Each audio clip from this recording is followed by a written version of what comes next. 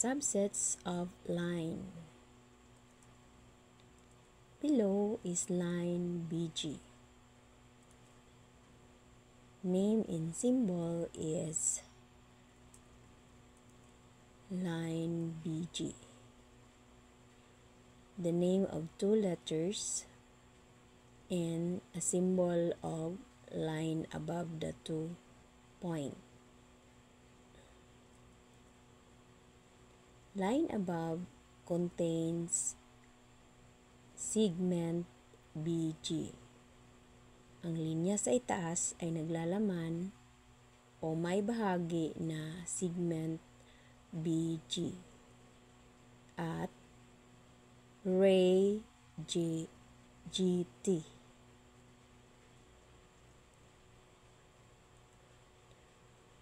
BG ay tinatawag na segment.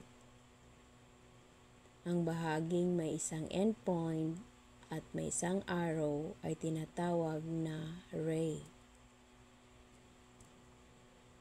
Segment BG and ray GT are part of line BG.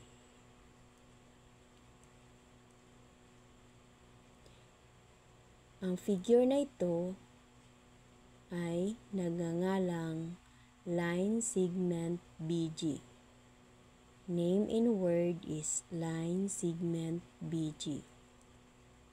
Name in symbol, ang pangalan in symbol ay gagamitin ang dalawang endpoint, point B and point G, at merong nakalagay na line sa itaas, line segment.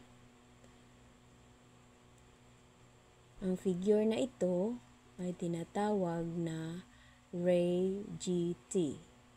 Name in word is ray GT.